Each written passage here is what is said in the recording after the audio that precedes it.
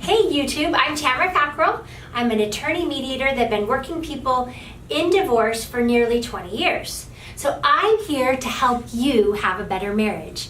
I am so committed to people having good marriages. It is my life motto to help people strengthen their family relationships. So I spend a lot of time studying, researching, doing the things that can help people have marriages. In fact, I went to school to get my PhD after my law degree. I went to school for 5 to 6 years to get my PhD, and I studied everything that you need. I studied divorce, children of divorce, resiliency in divorce, marriage, good marriages, the crossroads of divorce, because I want to be able to help you have better marriages. So often I get a phone call like one you might give me and say, hey, my friend has a problem and they're thinking about getting divorced, and they're saying, can they call you?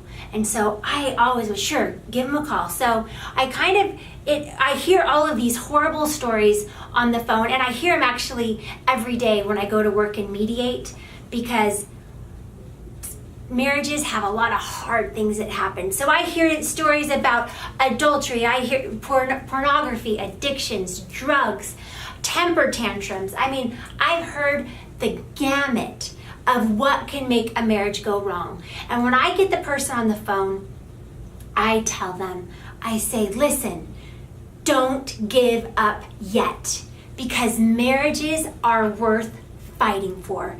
Fight, fight, fight, fight. And I tell them, what you need to do is everything.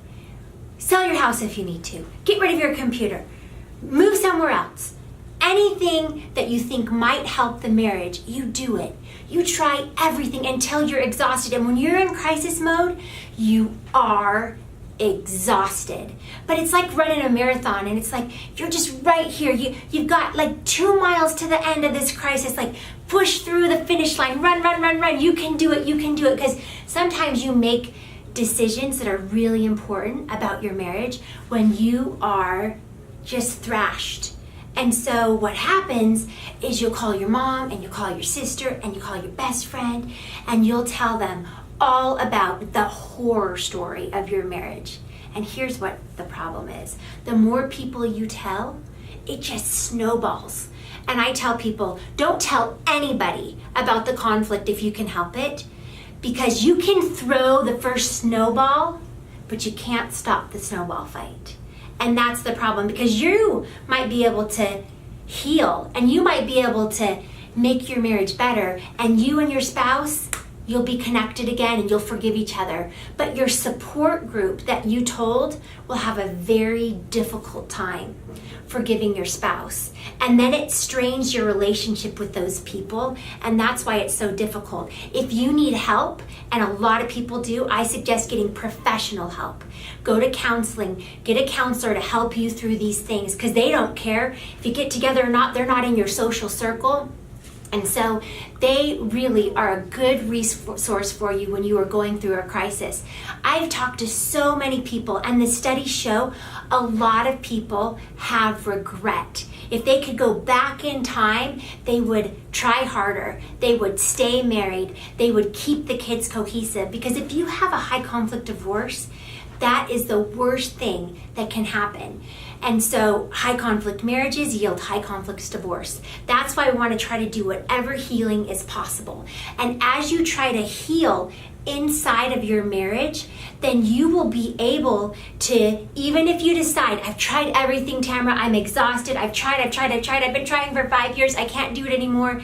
But if you reach some state of healing, then your kids will benefit as they go back and forth. And you can be not a parallel parent on the bottom or cooperative, you can be that top collaborative co-parent. And I'm going to have another YouTube session on that one. But what I really want to let you know is give you 2 pieces of advice. Number 1 is, if your marriage is in a crisis, remember that you need When you're sick, what do? You lay in bed and you're like, I want my mommy, I need my lavender, that's me, you know? And so you just have to rest. You have to rest from some of the busyness, and it'll almost be surreal. Like, you'll be taking your kids to soccer and you'll have all of this heavy weight on your heart and you're like, I just can't do this. So you want to cut out anything extra that you can do at that time and let your marriage take some rest. So that's really important. And number 2, of course, be really careful who you tell and how you move forward with the process.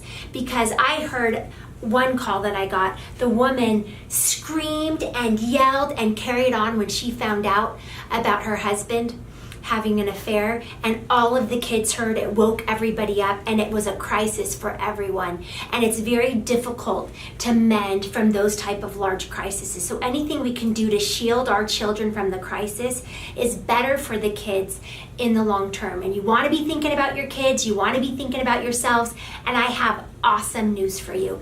Even people that have been through the most difficult times in their marriages, the studies show that after a 5-year period, people that stayed married increased their happiness, where a lot of people that chose that divorce path decrease their happiness. Marriage can be that umbrella. Marriage can be that place of healing, and you can be happy again. That's the awesome news. So go ahead, subscribe to this channel. I'm going to have a lot of great things about healthy marriages, about marriages in conflict, about if you're divorcing, what you can do to be a good co-parent.